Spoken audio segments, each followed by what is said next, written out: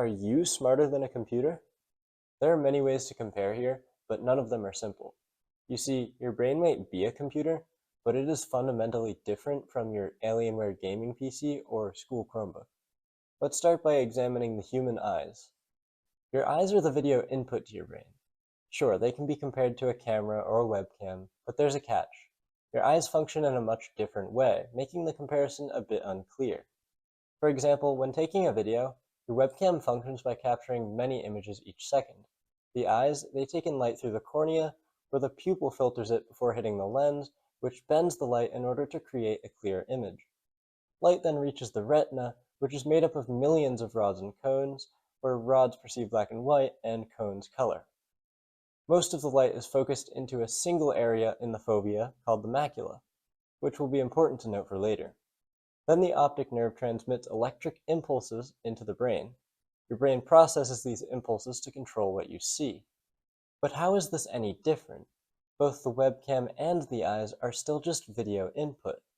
Well, not exactly.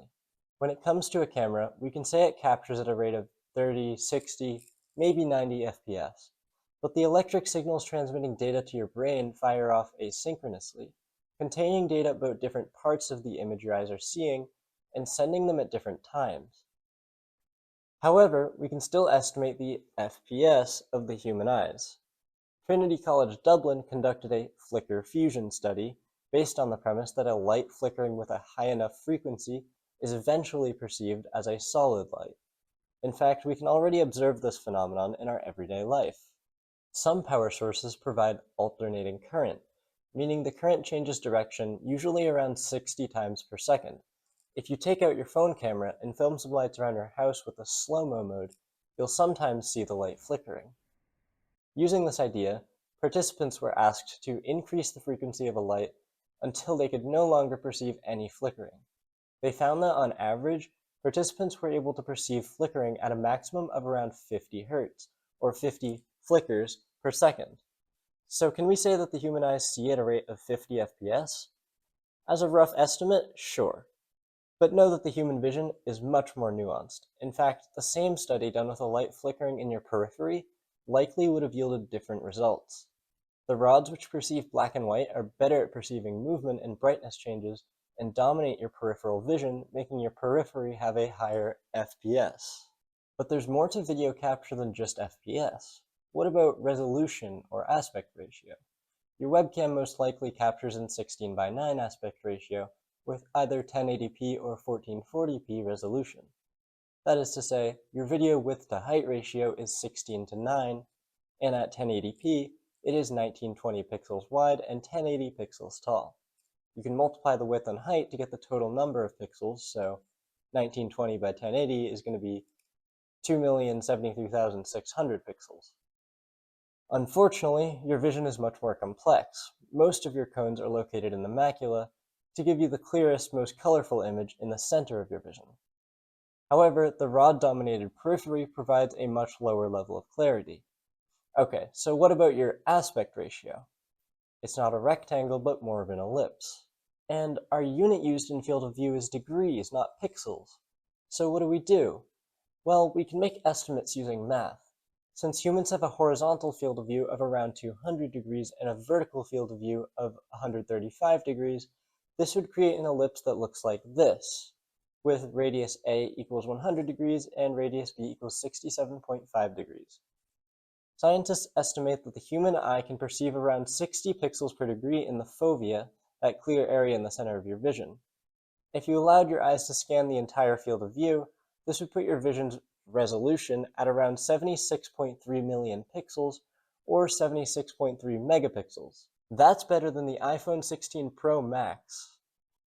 So it seems the human eyes are a strong competition for their machine counterpart. But can we take this analogy further?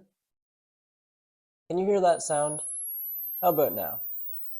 Okay, I'm sorry if that was annoying, but I promise there was a purpose. At some point, you couldn't hear that sound anymore. But can a microphone pick that up?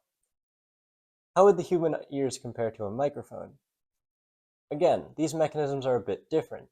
The human ear works by harnessing sound waves which travel through the ear canal and hit the eardrum. The eardrum vibrates accordingly and sends the corresponding vibrations to three small bones in the middle ear, called the malleus, incus, and stapes. The bones amplify the vibrations and send them to the cochlea, the fluid-filled spiral-shaped part of your inner ear.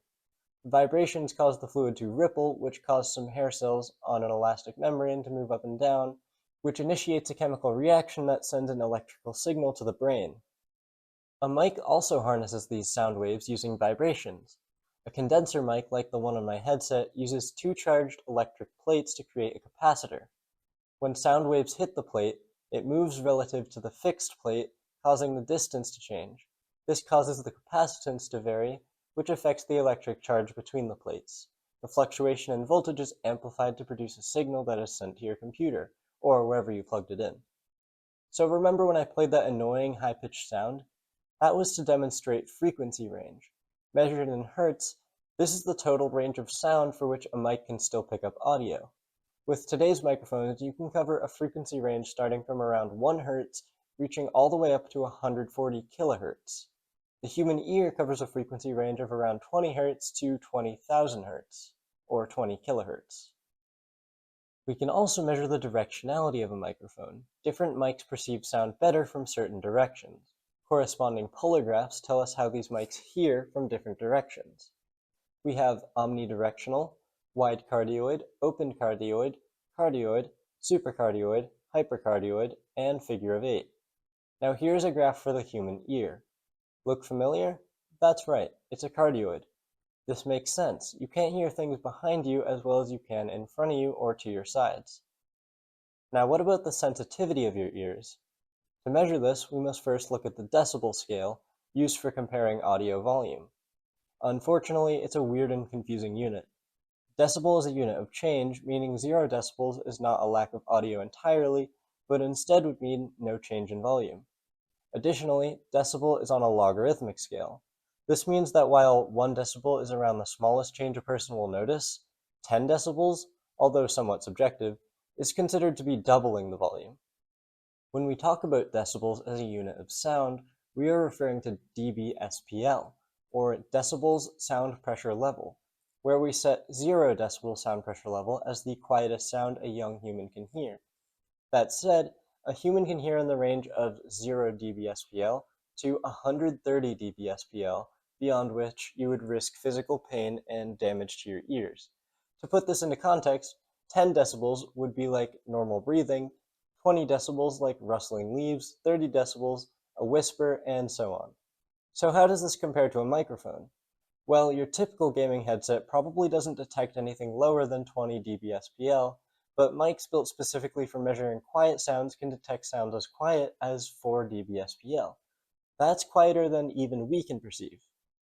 So far, we've focused on how humans take in information compared to computers, but how does the brain process that information, and how does it compare to the machines we've built? Can you calculate this? How about this? With your 86 billion neurons, why can't you do this calculation that a computer can do in nanoseconds? To find out, we can look at how our brain is different from that of a computer.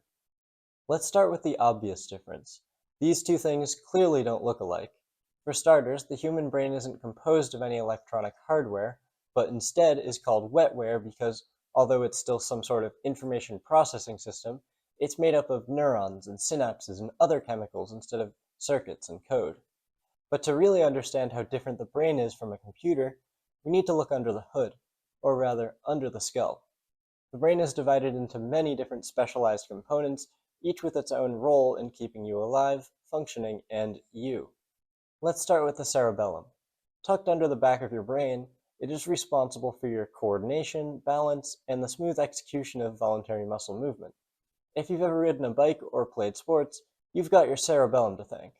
Next is the brainstem, a structure so vital that damage to it can be fatal. It connects the brain to the spinal cord and includes 3 key parts: the pons, medulla, and midbrain. The pons handles a surprisingly wide range of functions, everything from chewing, blinking, and focusing your vision to helping you keep your balance and even making facial expressions. It also plays a key part in hearing and tear production. The medulla is your body's autopilot. It regulates heartbeat, breathing, and blood flow. It also manages automatic reflexes like sneezing, coughing, vomiting, and swallowing. And the midbrain acts like a central processing unit for your sensory input, especially sound and movement, coordinating your responses and helping fine-tune your motor functions. Above all this sits the cerebrum, the largest part of the brain. It's divided into 4 lobes, each with its own distinct set of responsibilities. The frontal lobe is like your executive assistant. It helps with decision-making, personality, movement, speech, and even your ability to recognize smells. The parietal lobe processes touch, pain, and spatial awareness. It's the part that lets you understand where your body is in space, identify objects, and comprehend language. The temporal lobe deals with sound, memory, and rhythm. It helps you recognize language, remember conversations, and even appreciate music. The occipital lobe, located in the back of the brain, is your visual processing center. Everything you see gets interpreted here. While the lobes handle the heavy lifting in thought and sensation, there's a network of core components that work in the background to regulate your body and mind. The pituitary gland is like the brain's command center for hormones, regulating growth, metabolism, and development.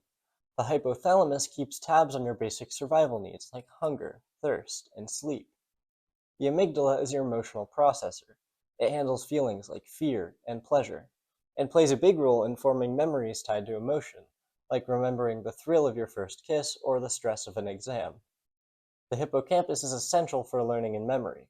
Without it, you wouldn't be able to remember your way home or recall what you had for breakfast. And the pineal gland reacts to light and darkness to regulate your sleep schedule through melatonin production. Now that was a lot to unpack, but now you understand what makes your gears turn. Now how is the architecture of your brain any different from that of a computer? Let's take a look at the core components of a typical computer. At the center of it all is the motherboard, the main circuit board that acts like a central hub. Every major component connects here, from memory processors to storage. It's the physical and electrical foundation of your machine. Sitting on the motherboard is the CPU, or central processing unit. This is the computer's brain, or at least its closest equivalent. It handles all the instructions, calculations, and decision-making processes that keep the system running. Its speed is measured in gigahertz, or billions of operations per second. Next up is RAM, or random access memory. This is your system's short-term memory. Whenever your computer is actively running programs, that data is temporarily stored in RAM for quick access. When you shut the computer off, the RAM is cleared out. For long-term memory, there's the hard drive. This is where data is stored even when the power is off. Your files, apps, your operating system, everything. Hard drives come in various sizes and speeds, from traditional spinning disk models to faster solid-state drives. To power all of this, the power supplying unit, or PSU, converts electricity from your wall outlet into usable power for the computer. It distributes that power to the motherboard and everything that connects to it. And finally, some computers come equipped with a GPU, or graphics processing unit. While some computers use integrated graphics handled by the CPU, a dedicated GPU is designed specifically for rendering images, videos, and animation, making it essential for gaming, video editing, and machine learning tasks. So clearly, the anatomy of the human brain is very different from the architecture that makes up a computer, but we can still make some comparisons. For example, what about that math problem from earlier? Evidently, the computational ability of a computer far exceeds human limits. But what about the computational speed? As mentioned before, we measure the speed of a CPU in gigahertz. I can estimate the speed of my CPU by multiplying clock rate by instructions per cycle and the number of cores. Instructions per cycle, or IPC, is hard to get without a runtime context, so we can just call it 1.5, which is a rough average. This would mean that my CPU, a Ryzen 7 3700X, would execute 43.2 billion instructions per second, or around 11.63 nanoseconds per instruction. Now, I'm not very fast at math, so I'm going to let someone a bit better than myself take over for this one. This is Aryan Shukla. Sorry if I mispronounced your name, but he is the current world record holder for adding 100 four-digit numbers in the least amount of time, coming in at just 30.9 seconds. That's really impressive, but how does that match up to my CPU? Aryan's record works out to only 3.24 instructions per second, or 0.31 seconds for each instruction. So unfortunately, humans lose this one by a slight margin, with my CPU outperforming Ariane by approximately 1 trillion%. Okay, that one was a little one-sided, but maybe we have a better memory than computers. Although there are many different types of memory, we can generally categorize memory into two forms, short and long-term. We can compare that of a human's to that of a computer to some degree, though the processes are much different. Humans imperfectly store abstractions of what they have seen, heard, touched, thought, or otherwise experienced, while computers precisely store exact data. Human memory is also a very nuanced system, as in long-term memory, the hippocampus retrieves information from the working memory and proceeds to physically alter the neuron structure or wiring of the brain. By extension, the strength of a memory is strongly correlated with the number of neural connections. Nothing about the system is a precise endeavor. Information stored will not remain indefinitely, but instead can be lost after only days, weeks, or perhaps a lifetime. Forgetting is obviously a significant element of human memory. However, in a computer, long-term memory storage happens in some sort of hard drive, where data is encoded in binary, a base 2 number system made up of only zeros and ones. Aside from defective hardware, there really isn't any sort of unintentional forgetting that happens here. We can quantify the amount of storage that a hard drive has in bytes, where 1 byte is 8 bits, and a bit is the smallest unit, like a 0 or a 1. A good sized storage for a PC, in my opinion, is around 1 terabyte, or 1,099,511,627,776 bytes, although there are much larger hard drives out there. With these significant differences, quantifying human memory in bytes would be no easy translation. As discussed before, the brain is composed of wetware, as it's made up of neurons, synapses, and other chemicals instead of just circuits and code. So, different sources make this estimation differently. One source analyzed studies done on the human memory with different times given to memorize material to conclude that we commit to memory only about 2 bits per second, which would translate to around 10 to the 9 bits, or 125 megabytes in accumulated memory over a lifetime. That said, some of these studies have concluded that our brain can hold up to 10 to the 15 bits, or 125 terabytes. However, these studies make the logical leap of assigning a number of bits to each synapse in your brain. This is a flawed assumption, of course, as the approximation implies that each individual synapse contributes to memory capacity, which is not the case. Short-term memory, on the other hand, is a little easier to measure. The tricky part comes down to defining what counts as a bit. In the famous experiment by the cognitive psychologist George A. Miller on the limitations of the human memory, he concluded that the brain stores things as objects like chunks, which he coined as the smallest unit meaningful to a human, meaning a word like cat, which a computer would represent with 3 bytes or 24 bits, would be only one chunk to a human. However, giving a human a series of zeros and ones, it would memorize each of them in chunks, where a computer would see them as bits. Miller's experiment concluded that the human short-term memory capacity was around 7 plus or minus 2 chunks. However, this of course varies depending on the nature of these chunks, be it numbers, words, objects, or variations among numbers, words, and objects. But for the sake of obtaining some quantification of human short-term memory, I will make the logical leap that 1 chunk is equal to 1 byte, since intuitively speaking, both are the smallest unit of their respective processors that creates any effective meaning. That said, 7 chunks plus or minus 2 chunks is therefore comparable to 56 bits plus or minus 16 bits, or 7 bytes plus or minus 2 bytes. In computer terms, short-term memory is analogous to its random access memory, or RAM. This is the memory that it uses for running processes. My computer has 16 gigabytes of RAM, or 1.6 times 10 to the 10 bytes, and even the cheapest Chromebooks don't have less than 4 gigs of RAM. Once again, computers far outperform humans in the test of memory. But for all of this intellectual performance, how much energy does a computer use? Of course it varies depending on its task, but a large gaming PC like mine uses around 500 watts of power. That's around 10,000 calories per day, or 1.3 times 10 to the negative 9 calories per instruction. So my computer, therefore, would use around 10,300 calories each day if it were constantly running. But maybe this isn't fair, as less powerful laptops might use as little as 50 watts, which is about 1,030 calories per day. If we approximate its CPU to be around 1.3 gigahertz with 2 cores at 1.5 IPC, we would find that this laptop would get around 3.9 billion instructions per second, or 2.99 times 10 to the negative 12 calories per instruction. So what about the human brain? On average, the brain accounts for around 20% of the body's energy consumption. However, this can vary depending on many factors, such as age, IQ, and even what you are thinking about. The average human takes in around 2,000 calories per day, which would mean that the brain uses around 400 of those calories. 400 calories per day at Arjan's 3.24 instructions per second would boil down to 1.43 calories per instruction. So although computers use far less energy per instruction, their energy expenditure at a constant rate is pretty comparable to a human when it comes to their small laptops. So it seems there can be some trade-off for a computer having superior memory and computational ability. But human processing is also more than just the brain.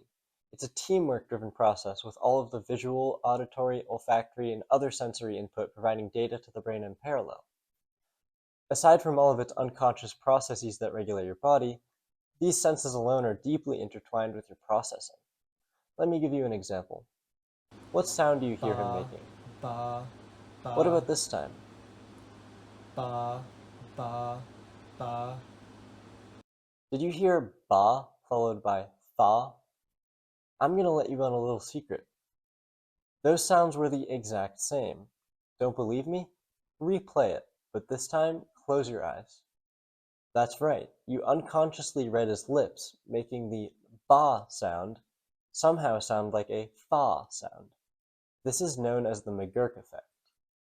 To find out more, I decided to ask Professor Bram van Heuvel of the Cognitive Science Department at Rensselaer Polytechnic Institute. Why does the McGurk effect happen? Okay, so the McGurk effect is super interesting, right? Our vision is being affected by our hearing, or for that matter, that our hearing is being affected by our vision. And of course, what really happens is our brain will integrate the information to both the visual information and the auditory information to get the perception of the guy saying one thing or the other. And we tend to think, every sort of component of cognition has this specific region in the brain where it takes place. So what the McGurk effect, I think, shows is that it's typically we use multiple parts of the brain to do cognitive tasks. We can even extend this kind of an idea where sometimes cognition isn't just the whole brain, it kind of spills over in the environment. So, for example, take catching a baseball in the outfield of a softball game.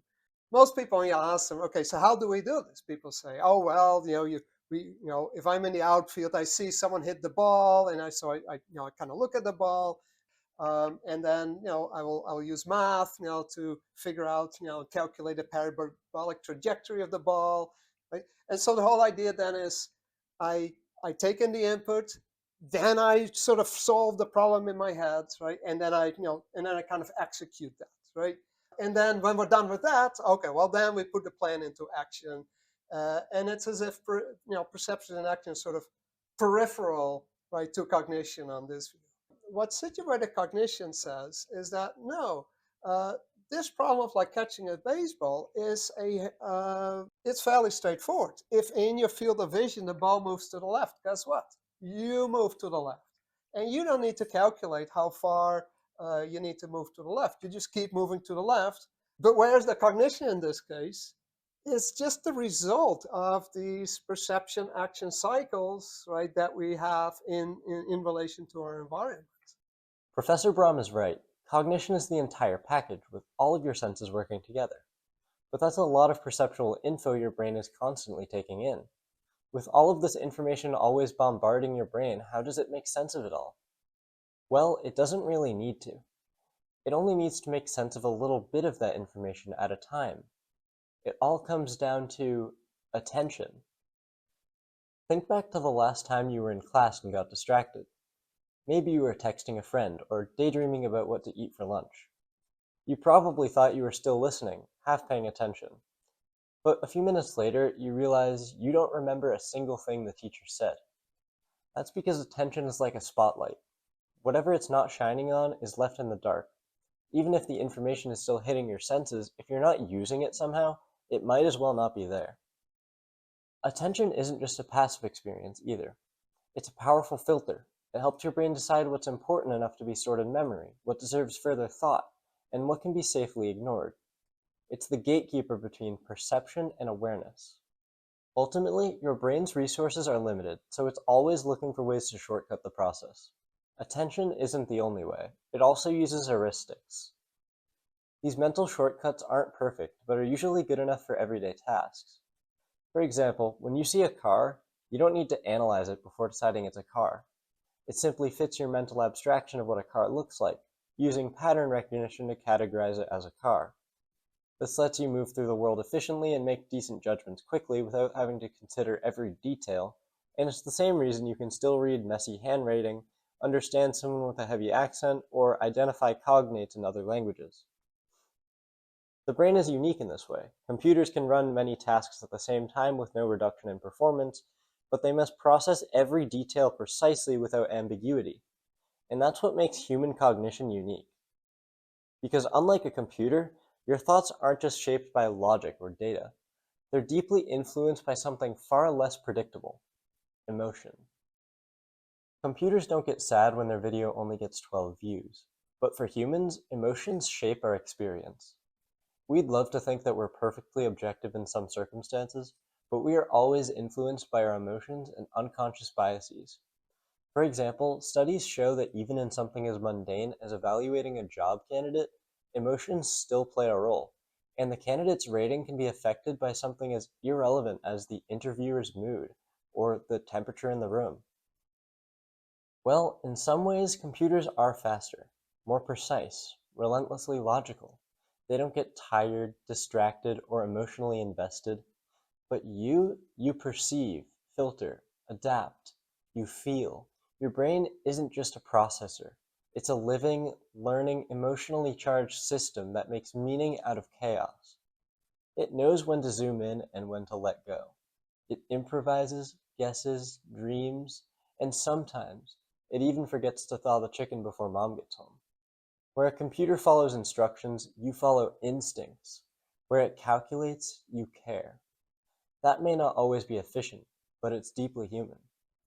So next time someone tells you that humans are just biological machines, remember that no machine can do exactly what you do.